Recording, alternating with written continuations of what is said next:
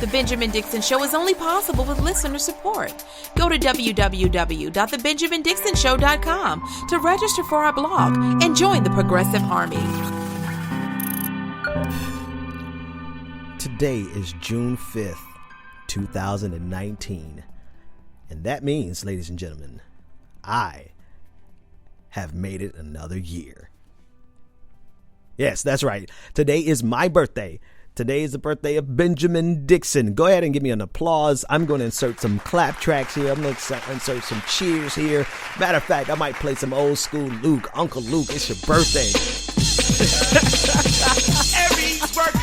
Oh my goodness, I'm wildin'. Turn up, folks. No, but seriously, I made it, man. I made it to 39, and particularly this year, I made it without throwing some hands and catching some charges. So it's been a great year.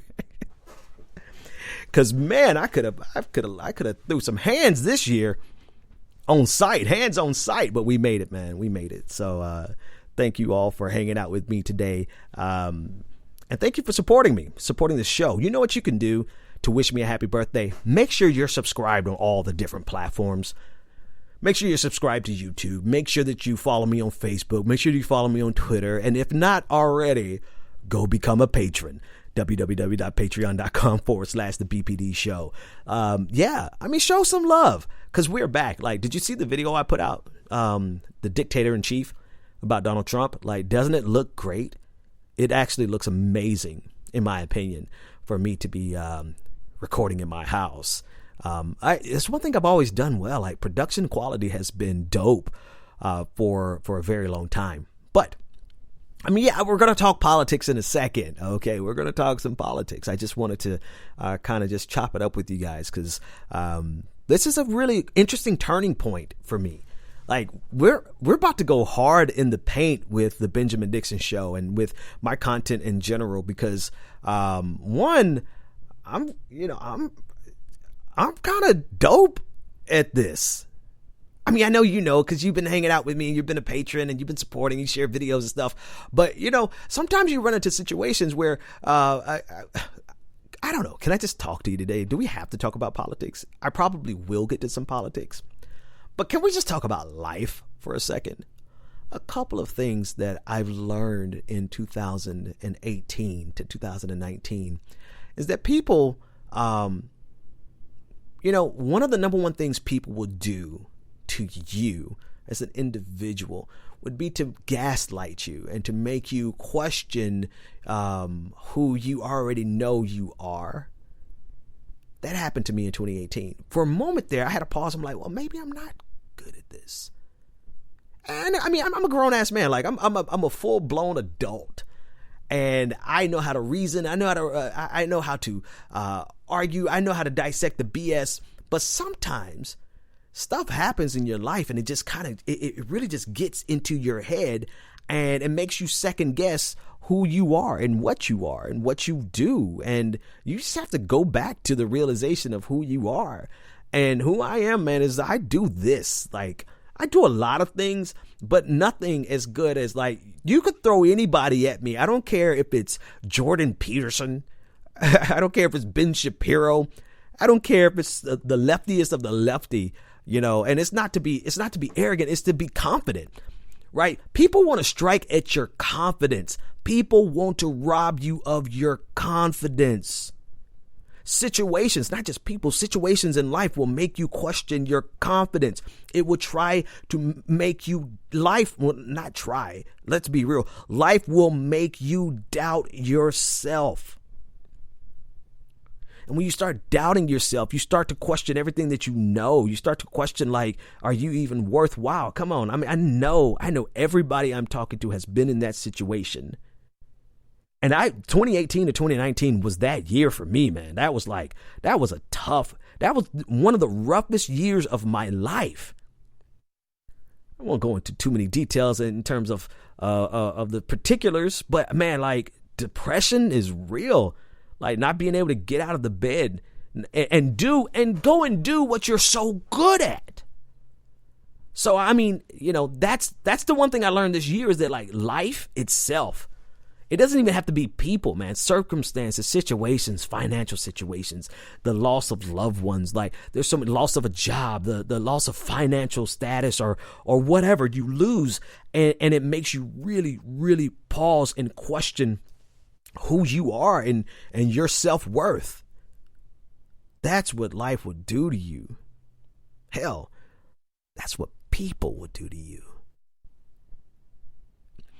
Some people do that as a strategy, literally do that as a strategy of control to keep the upper hand in whatever relationship you have with that individual, spouses and boyfriends and girlfriends. And none of those things apply to me. I'm just saying that happens. Business, on the job, in school, parents. You have some parents who would rather undermine your confidence than to allow you to blossom and be great. They won't let you be great. I don't know. I don't know what situation, but all I can tell you is that I'm 39 today.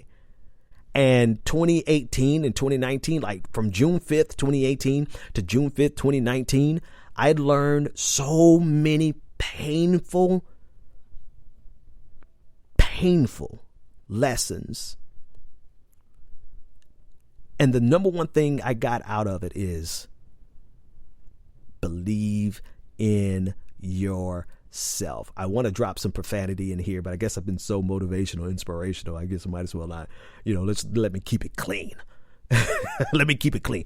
But no, hey, people will try to make you doubt yourself. Believe in you. Life will try to break you. Believe in what it is that you do. Don't lie to yourself. Don't lie to yourself. Like, I love to do music, but I'm kind of mediocre in music. So I'd be lying to myself if I would say, like, I believe in my music. No, not really. No. Believe in whatever it is. I mean, maybe you don't know what that is. I don't know where you are in your journey of self-actualization. I don't know. But I do know this, is that hold on to that confidence, man. Whenever you get that confidence, man, be around people who are going to reinforce that confidence, people who are going to support you, people who will just listen to you, man. Big shout. You know what? If you ever wonder why I let Matt Sinkowitz on this show so much, it's because that brother helped keep me through this last year, just being there, listening to me and encouraging me and reminding me of how dope I was without being gratuitous. It was just the right amount. Like, keep you some friends around you, like Max, my old producer. Like, he did the same. Like, obviously my family was there for me over the last year, just to take care of me and to look out for me. My wife just was there for me. My kids just come and hug me. Like, just keep the positivity around you, because life has enough negative stuff life will throw you enough negativity for you not to ever have a single negative person in your life. I don't know. I'm just reflecting on being 39 because this has been one of the hardest. Listen, I mean, I can't even tell you all the things. Like last summer was one of the most difficult summers of my life. And then I would come to find out that the fall and winter of my discontent was right around the corner. So I had a summer where I was unemployed, and the only income I had coming in was from podcasting and patrons, right? I had moved to Atlanta. I moved to Atlanta to work with this company, and that company went under. And so, my wife left a job at Harvard University to come here to work, do this politics thing with me. And here I am now. She wasn't working because we just had a son. I didn't have a job, man. It was like all I had was unemployment and the patrons. That was a hard summer. My older brother was there. Like he was there to really, just to keep me from falling off the edge, emotionally. Shout out to my brother. And then lo and behold, the winter of my discontent came. I mean, it was a hell of a winter. I probably did some damage to my body this year, boy. Like, I joke about drinking, and I always like, hey, let's go get some drinks or something like that. But man, there were some days where I'm like, you know what? I try to drink it away. Because, hey, you go through these spells in life, and I'm quite sure 39 is going to be a challenge. Like, I refuse to look forward and think tomorrow is going to, all my days tomorrow are going to be great. That's not how life works. You know what I mean? But I could just look back over this last year and say, there's a gospel way to say it. Thank God we made it. There's a hip hop way to say it. Nigga, we made it. We made it. And I made it without catching a charge. So anyway, but I just want to encourage you all, like, this fight that we're in, this political fight that we're in, like, I don't just talk about this stuff, and I know you know this, but I just want to put it on the record. I don't just talk about this stuff because I know the stuff. I don't talk about politics and discrimination and oppression and capitalism and socialism. I don't just talk about it because I know it intellectually, because I know it at a level.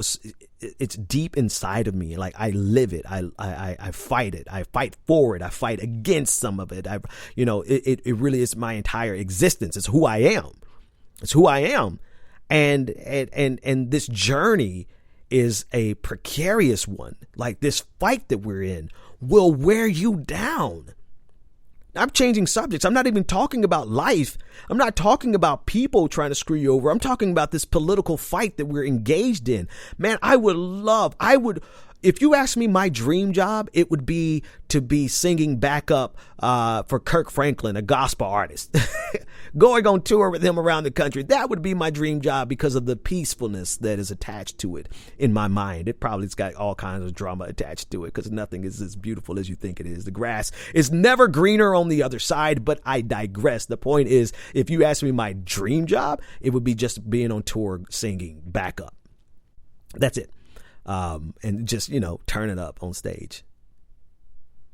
But what I'm uniquely fit for, what I'm supposed to be doing, is this politics thing, because I live it, I breathe it, I know it, I've experienced it, and I have a way of being able to communicate it.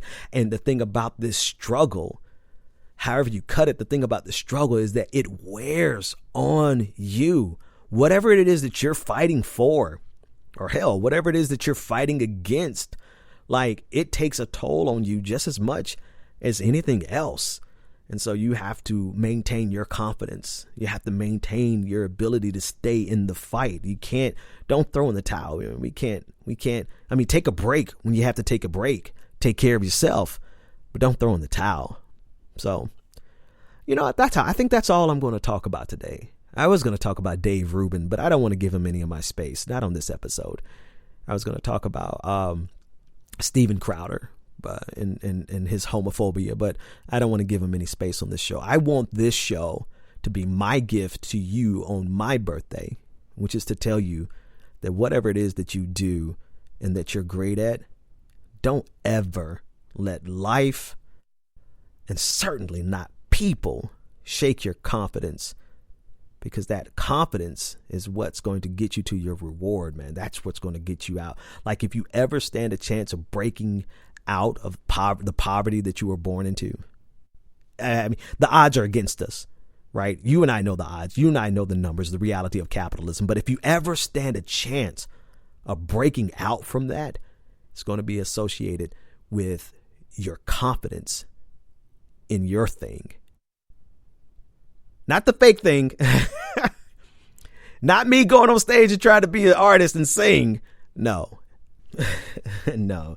It's that thing that you do better than anybody else. And it doesn't have to be spectacular. It doesn't have to be glamorous. It doesn't have to lead to fame and fortune. But it's just your thing. And because at the end of the day, that confidence, man, I was about to end, but can I just tell you, like,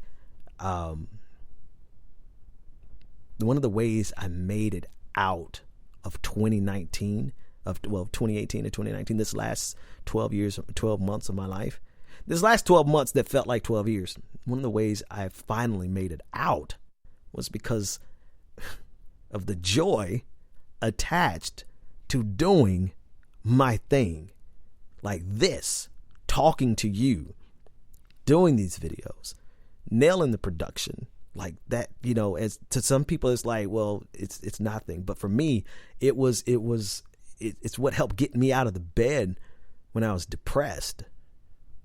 So listen, I'm just trying to give to you what I got for myself, what I learned the hard way. And, but what you do doesn't have to be spectacular. There's a quote that I thought, Dr. King quoted it, but it really originated with Ralph Waldo Emerson. He said, and I'm speaking to the fact that whatever that thing is, it doesn't have to be glamorous. It doesn't have to be spectacular. It doesn't have to be world changing.